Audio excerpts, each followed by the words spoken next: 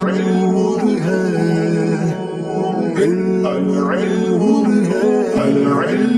الله الرحمن الرحيم.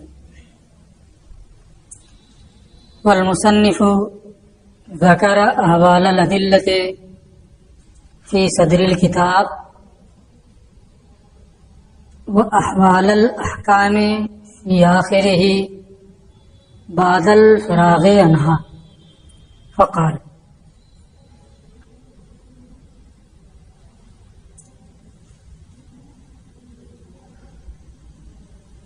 اصول فقہ کا موضوع ادلہ اور احکام دونوں ہیں.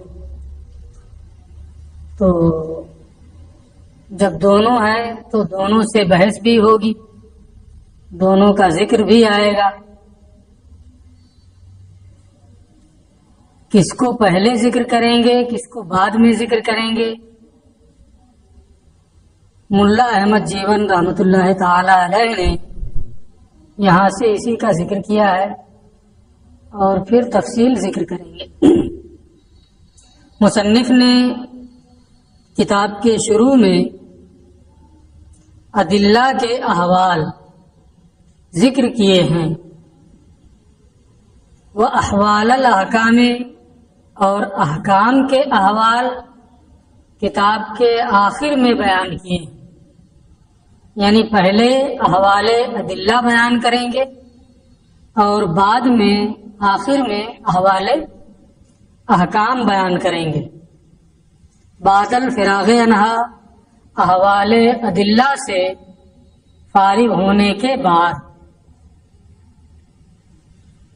اس میں کیا نکتہ ہے، کس وجہ سے ایسا کیا کہ پہلے احوال ادلہ کو رکھا اور اخیر میں احوال احکام کو. تو یہ سب نکتہ بعد الوقوع ہوتا ہے کہ لکھ دیا ایسا، تو اس میں کوئی نہ کوئی وجہ تلاش کی جائے. اس کی وجہ یہ ہے کہ احکام جو ہیں وہ دلیلوں کی فرع ہیں اور دلیل جو ہے وہ اصل ہے. اصل کو مقدم رکھا جاتا ہے، اس لیے انہوں نے احوال ادلہ کو پہلے ذکر کیا ہے اور احوال احکام کو بعد میں بیان کیا ہے. فقال، چنانچہ انہوں نے فرمایا: اعلم ان اصول الشرع ثلاثۃ الکتاب والسنۃ واجماع الامہ. واضح رہے کہ اصول شرع تین ہیں: کتاب، سنت، اجماع امت. ابھی سے آپ کو کسی الجھن کا شکار ہونے کی ضرورت نہیں ہے کہ اب تک تو اصول الشاسی ہم نے پوری پڑھ لی، وہیں سے یہ سنتے ہوئے آ رہے ہیں کہ اصول شرع، اصول فقہ جو ہیں، ادلہ فقہ جو ہیں وہ چار ہیں: کتاب، سنت، اجماع امت اور قیاس. یہاں ایک کم ہو گیا ہے نا. تو فطری طور پر یہ سوال ذہن میں آئے گا، کیونکہ آپ ایک کتاب اس فن کی پڑھ چکے ہیں. تو اگر آپ کے ذہن میں یہ سوال آ رہا ہے تو گھبرانے کی ضرورت نہیں ہے.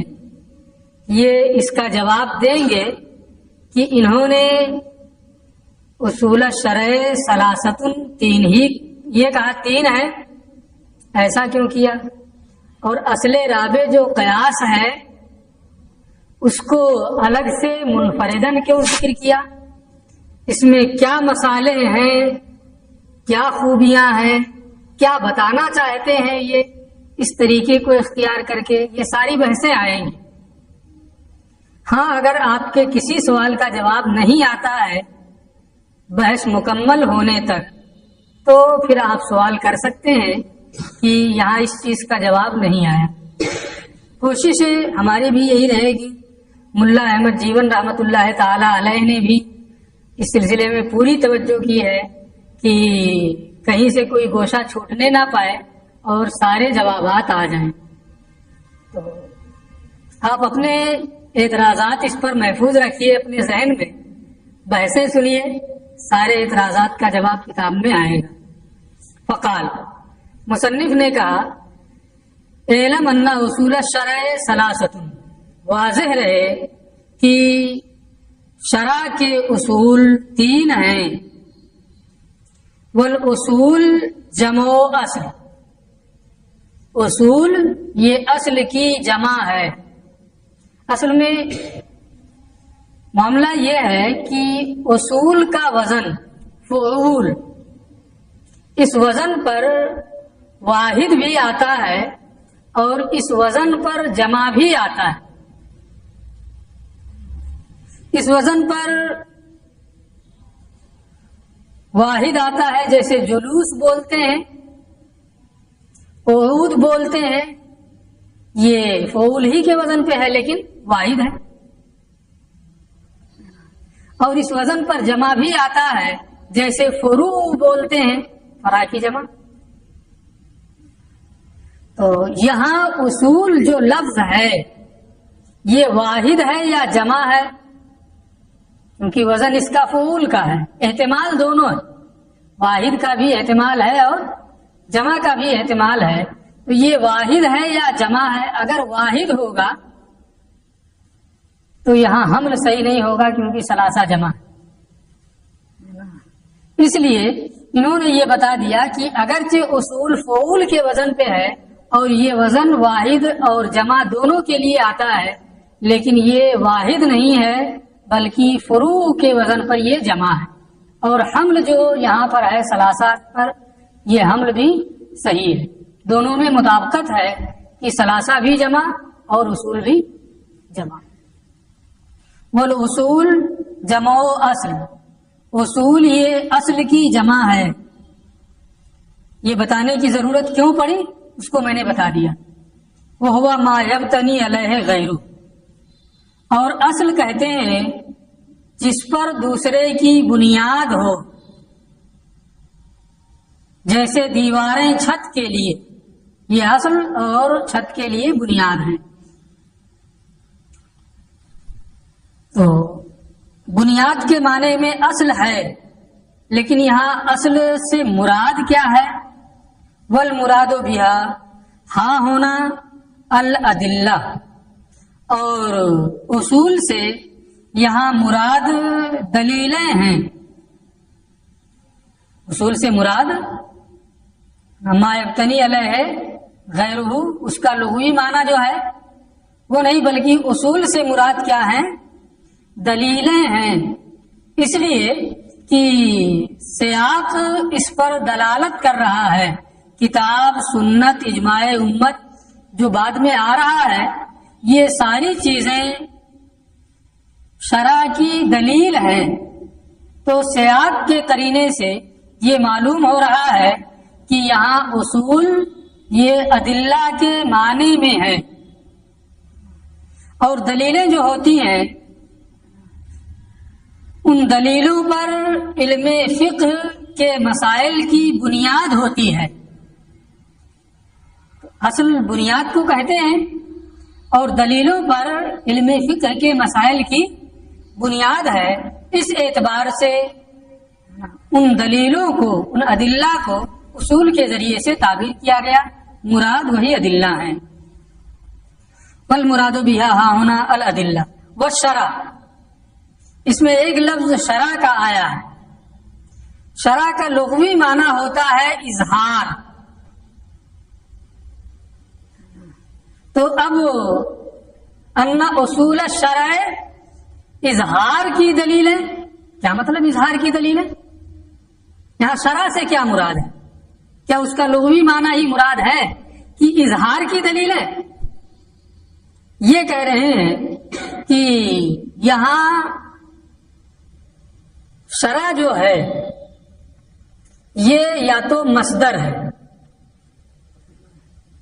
اگر یہ مصدر ہے تو یا تو اس میں فاعل کے معنی میں ہوگا یا اس میں مفعول کے معنی میں ہوگا. جیسا کہ ہے کہ مصدر اس میں فاعل کے معنی میں بھی ہوتا ہے اور اس میں مفعول کے معنی میں بھی ہوتا ہے. اسی کو یہاں انہوں نے ذکر کیا ہے کہ یہاں شرع کا جو لغوی معنی اظہار ہے شرع اس معنی میں نہیں ہے، بلکہ یا تو یہ مصدر ہے اور مصدر ہوگا تو دو احتمال. کون کون؟ اس کو یہ ذکر کر رہے ہیں. والشرع، اور شرع ان کانا بمعنی الشارع، یا تو یہ مصدر ہے اور اس میں فاعل شارع کے معنی میں. اگر شرع یہ مصدر ہے اور شارع کے معنی میں اس کو لیا جائے فاللام فیہ للہ، تو الشرع میں جو الف لام ہے یہ عہد کے لیے ہوگا، اور معہود وہ نبی کریم صلی اللہ تعالی علیہ وسلم ہوں گے. اور معنی یہ ہوگا کہ ان کانا بمعنی الشارع فاللام فیہ للہ، تو اس میں لام عہد کے لیے ہوگا. الادلۃ التی نصبها الشارع دلیلا. اصول الشرع کا معنی کیا ہے؟ الف لام کو عہد میں کے معنی میں لے کر کے اور شرع کو اس میں فاعل کے معنی میں لے کر کے، اس کا معنی یہ ہوگا یعنی وہ دلیلیں جنہیں شارع نے دلیل مقرر کیا ہے،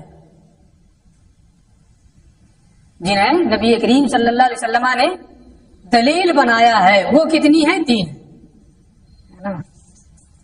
جنہیں شارع نے دلیل ٹھہرایا ہے. یہ تو اس صورت میں ہے کہ شرع مصدر ہو اور اس میں فاعل کے معنی میں ہو. لیکن اگر یہ مصدر اس میں مفعول کے معنی میں ہو، وَإِنْ كَانَ بِمَعْنَى الْمَشْرُوعِ، اور اگر یہ شرع مفعول کے معنی میں مشروع کے معنی میں ہو فاللام فیہ للجنس، تو اس میں لام یہ جنس کے لیے ہوگا. اے ادلۃ الاحکام المشروعہ، یعنی احکام مشروعہ کی دلیلیں. اس میں عہد کے لیے نہیں ہوگا، استغراق کے لیے نہیں ہوگا.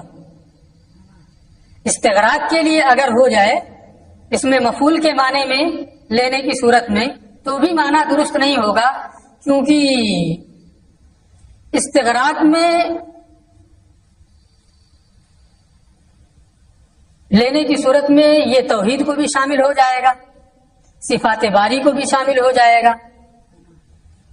تو یہاں الف لام جو ہے یہ مشروع کے معنی میں ہونے کی صورت میں جنس کے لیے ہوگا، اور معنی یہ ہوگا احکام مشروعہ کی دلیلیں، جو دلیلوں سے یعنی جو احکام دلیلوں سے ثابت ہوتے ہیں اور جو ادلہ کے لیے مثبت ہیں، جیسے مسئلہ توحید ہے، صفات باری تعالیٰ ہے نا، تو یہ دلیلوں سے ثابت نہیں ہوتے بلکہ یہ مثبت احکام ہوتے ہیں، مثبت ادلہ. اس لیے یہاں پر الف لام کو جنس ہی کے لیے مانا جائے گا، عہد اور استغراق کے لیے اس صورت میں الف لام نہیں ہوگا. یہ تو 2 صورتیں ہو گئیں جبکہ شرع مصدر ہو اس صورت کی. ملا احمد جیون فرماتے ہیں والاولا، لیکن بہتر یہ ہے ان یکون الشرع اسما للدین، کہ یہاں شرع اس میں جامد ہو دین کے معنی میں، مصدر اس کو نہ مانا جائے. کیوں یہ بہتر ہے؟ اس کے بہتر ہونے کی وجہ یہ ہے کہ پہلی صورت میں جب وہ مصدر ہوگا تو یا تو شارع کے معنی میں ہوگا یا مشروع کے معنی میں ہوگا، اور یہ مجاز ہے. مجاز کی جانب کلام کو لے جانے سے بہتر یہ ہے کہ اس کو اس کی حقیقت پر رکھا جائے. اگر شرع کو اس میں جامد مان کر کے دین کے معنی میں لیا جائے تو مجاز کا ارتکاب نہیں کرنا پڑے گا. اس لیے بہتر یہ ہے کہ یہ اس میں جامد ہو اور دین کے معنی میں ہو. والاولا، اور بہتر یہ ہے ان یکون الشرع، کہ یہاں شرع اس میں جامد ہو دین کے معنی میں.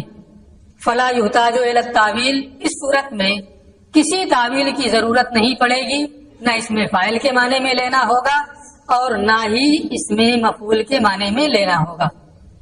لیکن جب اس میں جامد مانیں گے تو اس صورت میں بھی تو الف لام داخل ہے۔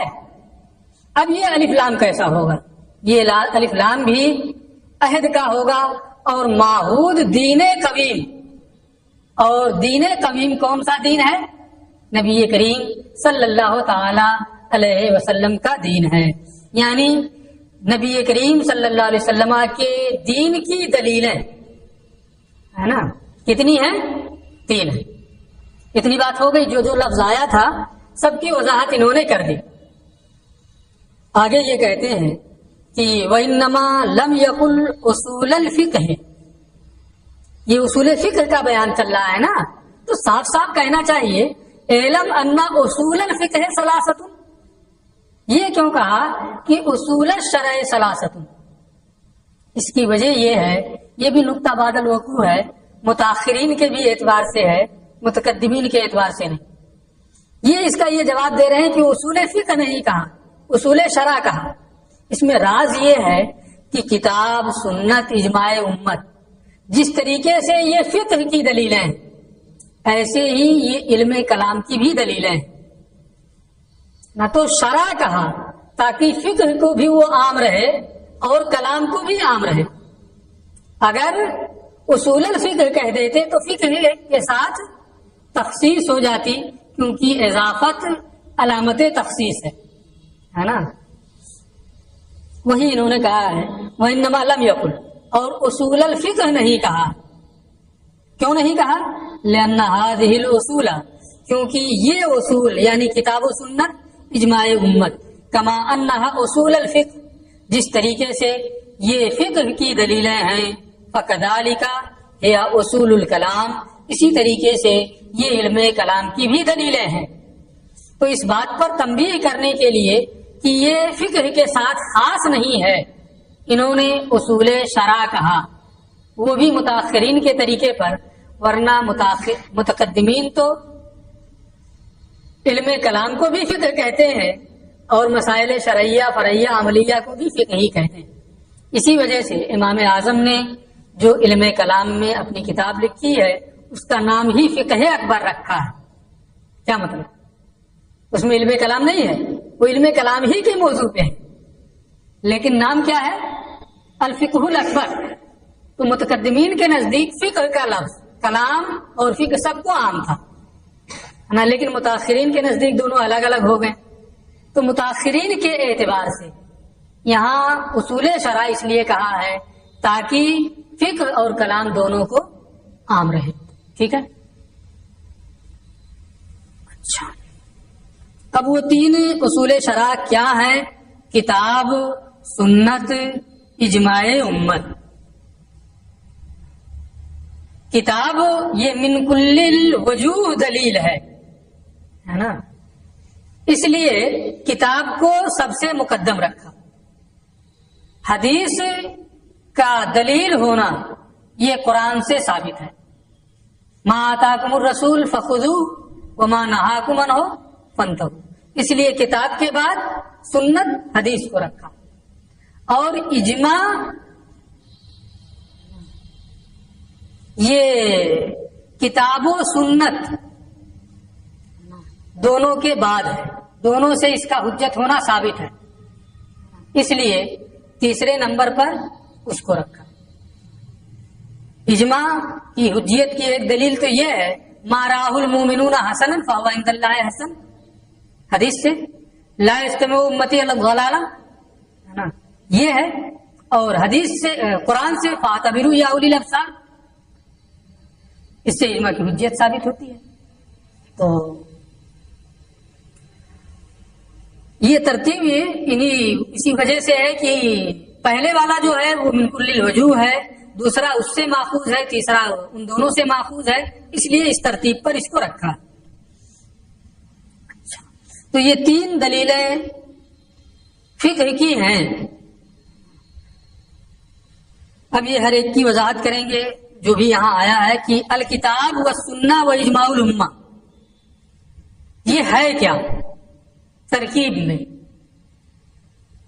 اس کو بتایا بدل من الثلاثہ، یہ ثلاثہ سے بدل ہے.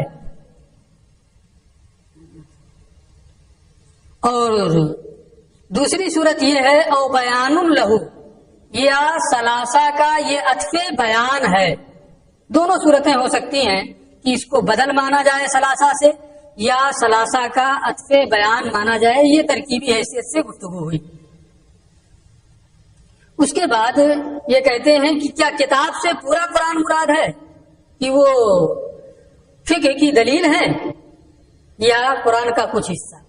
اسی طریقے سے سنت ہے نا، اور پھر اجماع، یہ کس کا اجماع معتبر ہے؟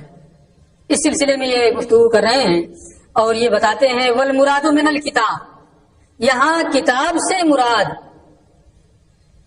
بعض الکتاب، مکمل قرآن نہیں ہے بلکہ قرآن کا بعض حصہ ہے.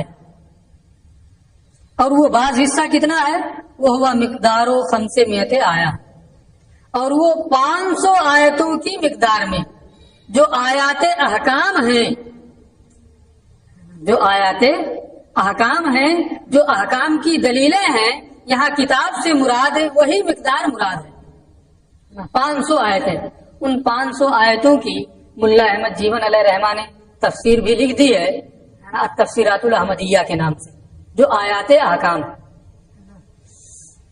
تو یہ کہتے ہیں کہ یہاں کتاب سے مراد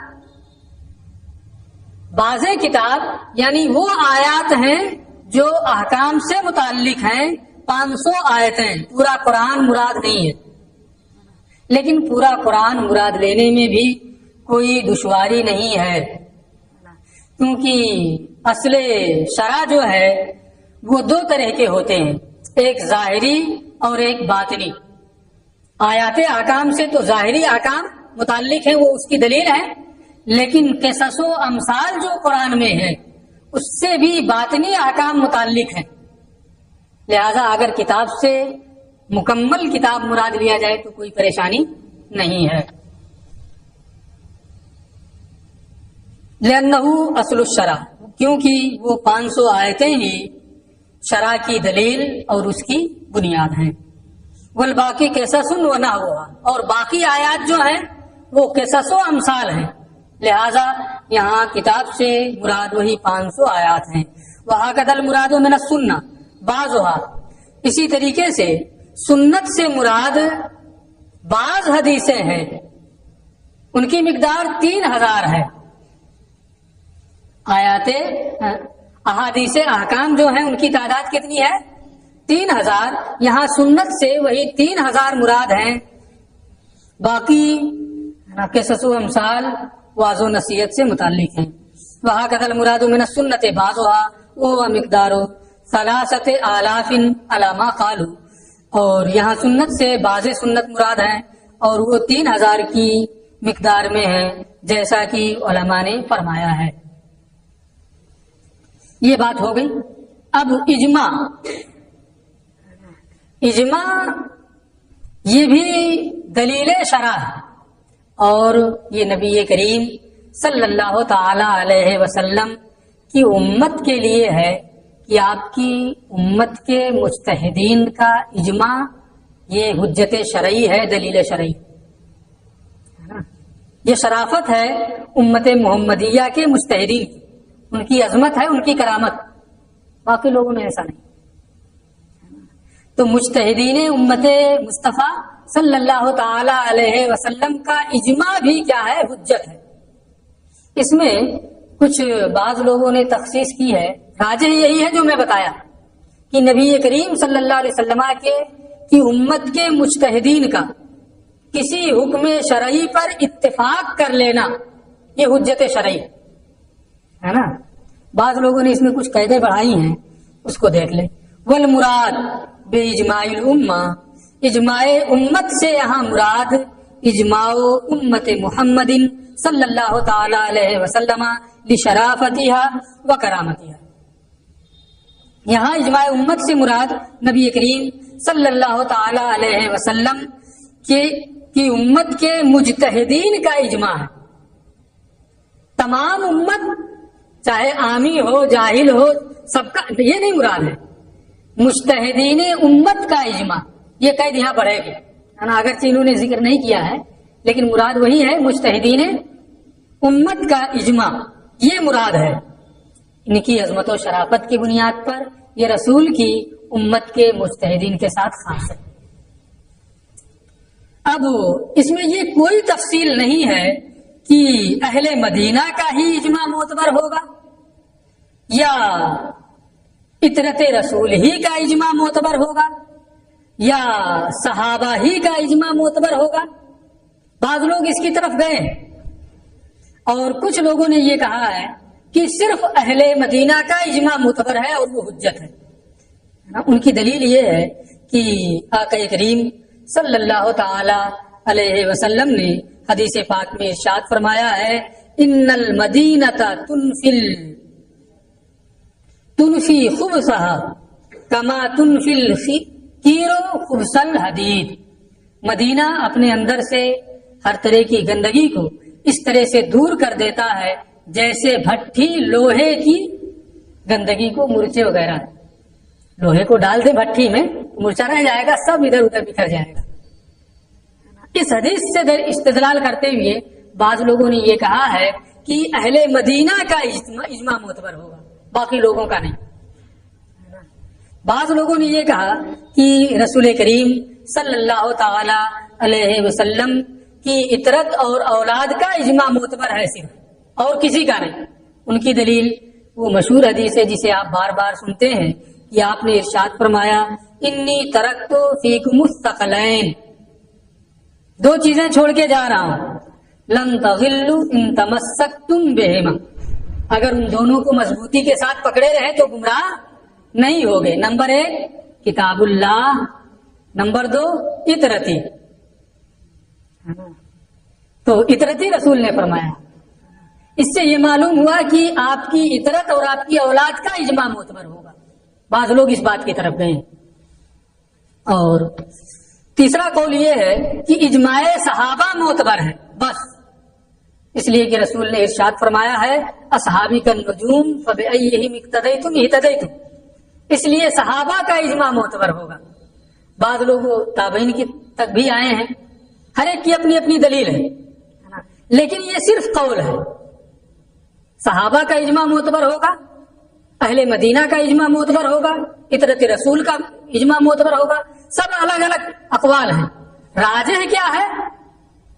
امت محمدیہ کے مجتہدین کا اجماع، کسی زمانے کے ہوں کہیں کے بھی ہوں، اگر تمام مجتہدین امت کا کسی امر شرعی پر اتفاق ہو جائے تو وہ حجت شرعی.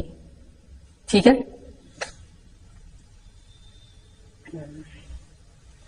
یہ تو بات ہو گئی اصول شرع ثلاثۃ تک. اصول شرع 3 ہیں، کتاب، سنت، اجماع امت. اب تک 4 پڑھتے آ رہے ہیں، چوتھی کہاں گئی ہے نا؟ اس کو یہاں سے یہ ذکر کر رہے ہیں والاصل الرابع القیاس. چوتھی دلیل کیا ہے؟ قیاس.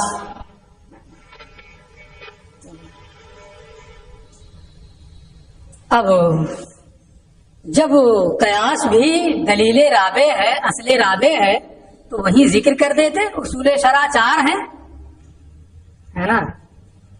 اس طرح سے ذکر کرنے کی کیا ضرورت تھی؟ اس کا جواب یہ بعد میں دیں گے.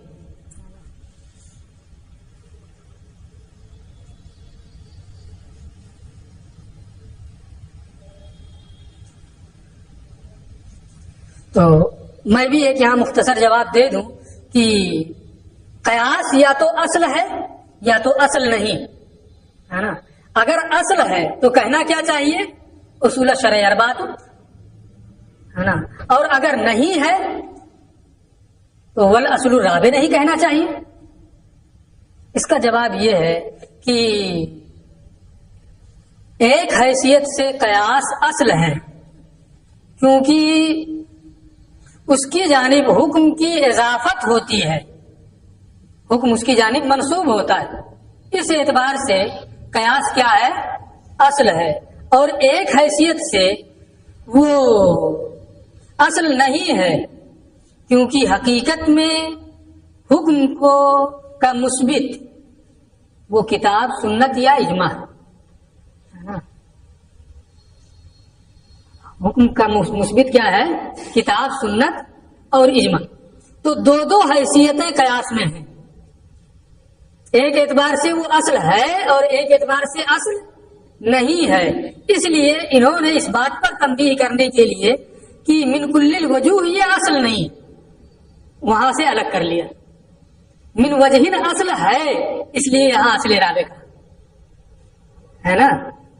یہ بعد میں تفصیلی جواب دیں گے. دوسرا جواب یہاں میں نے مختصر جواب دوسرا جواب دے دیا ہے. والاصل الرابع، اور چوتھی اصل کیا ہے؟ قیاس. یہ تھوڑی سی اور وضاحت کریں گے. الاصل الرابع بعد الثلاثۃ، یعنی تینوں کے بعد احکام شرع کی چوتھی دلیل. یہ بتانا یہ چاہتے ہیں کہ اگر اصول شرع اربعہ کہہ دیتے تو اس پر تنبیہ نہیں ہو پاتی. جب اس کو الگ کر دیا تو اب پڑھنے والے کے ذہن میں یہ بات بہرحال آ جائے گی کہ جب یہ چوتھی دلیل ہے اس کے ساتھ اس کو ذکر نہیں کر رہے ہیں تینوں کے ساتھ، اس کا مطلب یہ ہوا کہ جب تک کوئی حکم کتاب سنت یا اجماع میں موجود رہے گا اس وقت تک قیاس کی طرف رجوع نہیں کیا جائے گا. یعنی اصول ثلاثہ کے بعد اس کا نمبر آتا ہے. جب تک کتاب میں سنت میں یا حدیث میں کوئی حکم موجود رہے گا اس وقت تک قیاس کی جانب رجوع نہیں کیا جائے گا. اسی کو انہوں نے کہا ہے یعنی چوتھی دلیل احکام مشروعہ کی، احکام شرعیہ کی تینوں کے بعد وہ کیا ہے؟ قیاس ہے. یعنی جب تک ان تینوں میں کوئی حکم موجود رہے گا قیاس کی طرف رجوع نہیں کریں گے. اس لیے اس کو الگ کیا ہے نا. اچھا، اب ماتن نے ایک قید ذکر نہیں کی ہے. وہ قید یہ ہے کہ المستنبط من هذه الاصول الثلاثہ، جو ان اصول ثلاثہ یعنی کتاب سنت اور اجماع سے ماخوذ اور مستنبط ہو. قیاس وہی معتبر ہوگا جو اصول ثلاثہ کتاب سنت اور حدیث سے مستنبط ہو. اگر اس کی اصل قیاس کی اصل کتاب سنت اور اجماع میں نہیں ہے، اس سے ماخوذ اور مستنبط نہیں ہے، تو وہ قیاس نہیں ہوگا، اس کی کوئی حیثیت نہیں ہوگی. تو یہ قید المستنبط من هذه الاصول الثلاثہ یہ قید ہونی چاہیے ہے نا. وہ قیاس جو ان اصول ثلاثہ سے مستنبط ہو.